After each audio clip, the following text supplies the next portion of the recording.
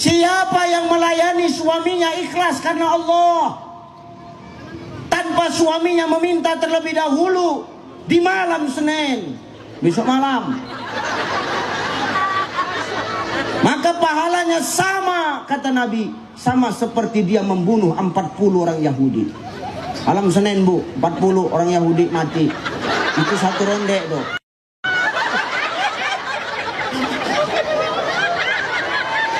Hadis lain menegaskan, siapa seorang istri melayani suaminya ikhlas karena Allah, tanpa suaminya meminta terlebih dahulu di malam Jumat, maka pahalanya sama seperti dia membunuh 60 orang Yahudi.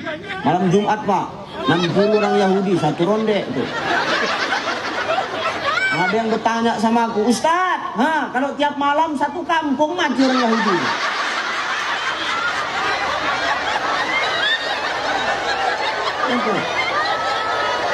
Layani orang ini dengan baik, ya. Bu, gampang kalau mau masuk surga, layani aja dengan ikhlas. Kita kadang-kadang perempuan ini sepele, Pak. Kenapa Ustadz ini bahas perempuan aja? Karena wali kotanya perempuan. Supaya apa? Walaupun kita sudah menjadi wali kota, di rumah kita ini tetap istri. Gitu loh. Cocok? Ya, Bu, ya. Nah, itu. Jangan awak di luar Ustadz, di rumah awak Ustadz juga salah. Saya di luar Ustadz dipanggil orang, di rumah tetap suami, Pak. Makanya saya paling marah kalau istri saya di rumah panggil saya Ustadz. Kenapa? Kan gak enak awak. Malam Jumat, tahu-tahu dia bilang, udah Ustadz, kan gak enak.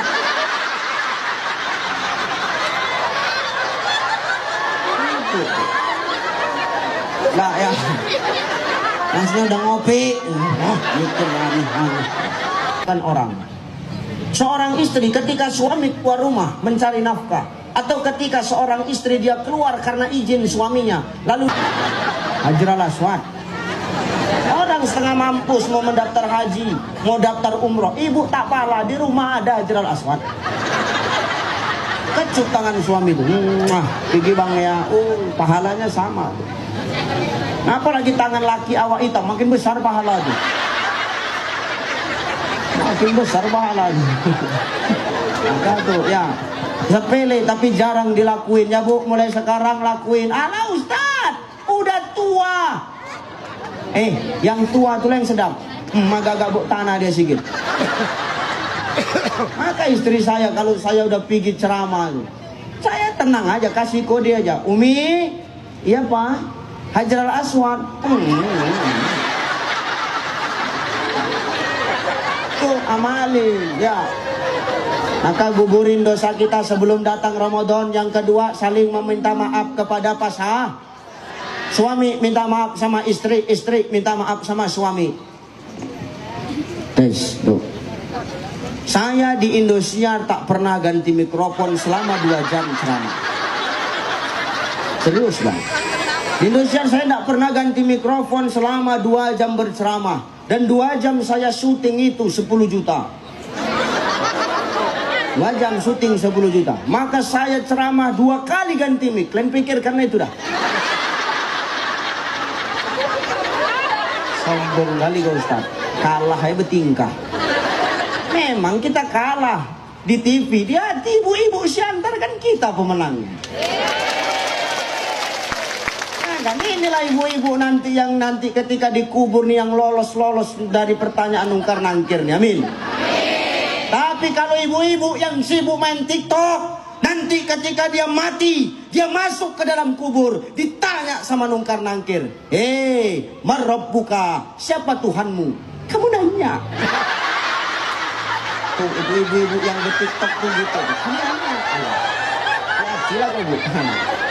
Nah, yang kedua, saling maafin sesama pasangan. 3, terakhir. Ini habis nyambut Ramadan ini, yang 3 ini, habis ini baru kita ngomongin persatuan ya. 3, terakhir. Terakhir janji terakhir nih. Nah panjang pendek segitu juga ya. Akuannya tuh. 3, terakhir. Takkan diterima amal ibadah orang di bulan Ramadan sebelum dia minta maaf kepada sesama jiran tetangganya. Ini minta maaf nih. Maka minta maaf ya Bu. Perwiridan udah tutup belum? Nih nanti Pak, waktu penutupan wirid saling maaf-maafan. Oh Kak, ini kan terakhir kita wirid. Aku nggak tahu Kak, entah sampai tahun depan entah nggak, umur kita nggak tahu ya. Aku minta maaf ya Kak, kalau banyak salahku sama Kakak. Iya Ti, nggak apa-apa Ti. Aku minta maaf ya Kak, iya Ti, nggak apa-apa. Banyak salahku sama Kakak. Iya Ti, udah maaf. Oh Kak, aku mau jujur sama Kakak, jujur lah Ti. Apa Kak? Apa Ti? Sebenarnya Kak, yang sering nyeritain Kakak di wiritan itu sering ku bilang sama orang itu, waktunya makan cepat, bayar uang kas payah.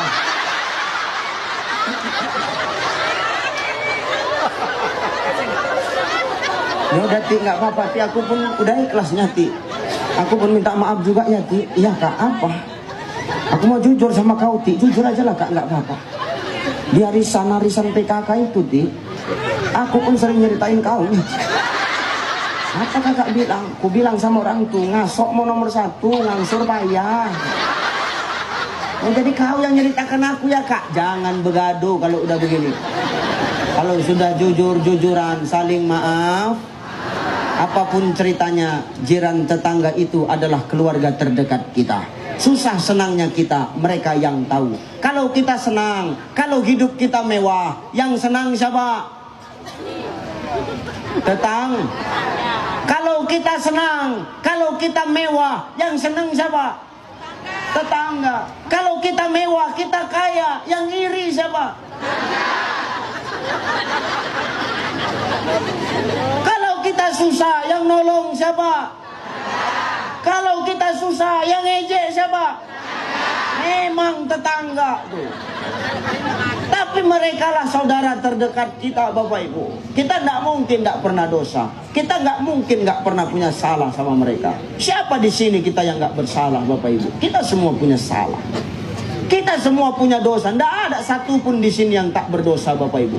Tapi ingat apa kata Allah? Allah lebih cinta kepada pelaku-pelaku maksiat yang bertaubat dibandingkan dengan orang soleh tapi hidupnya tidak pernah merasa salah. Ini.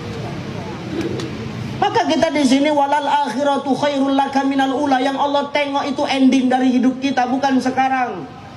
Kalau hari ini kita dimuliakan orang, karena apa? Hari ini aib kita sedang ditutup oleh Allah. Kan gitu. Maka jangan sombong kita. Ini yang ngomong belum tentu lebih baik daripada yang mendengar.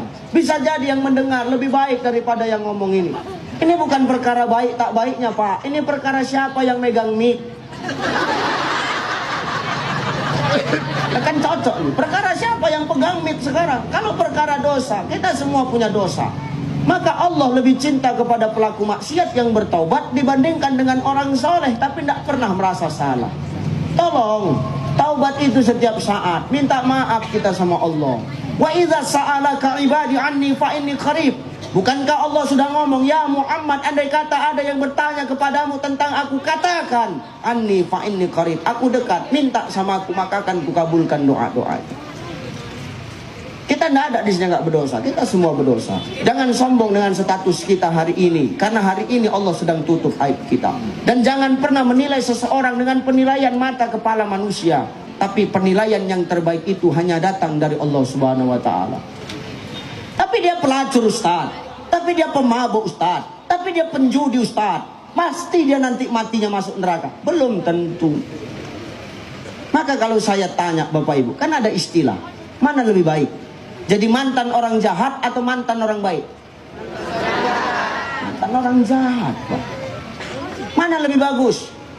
Ustaz jadi bandit atau bandit jadi ustaz? Tuh, bandit jadi ustaz. Mana lebih baik? Ustaz mati di hotel atau bandit mati di masjid? Bandit mati di masjid. Oke, saya terima jawaban kalian. Setelah Pak polisi olah TKP, memang Ustaz tuh mati di hotel, tapi mati dalam keadaan bersujud ketika sholat qiyamul lail. Bandit tuh memang mati di masjid, tapi mati kena pukul orang sekampung menurut kata impak. Kok kayaknya zolim kali sama Ustaz kalian. Jangan begitu. Maka dalam menyambut Ramadan nih kita banyak-banyak bertaubat. 3 hal tadi. Minta maaf sama mak ayah kalau masih hidup, sudah meninggal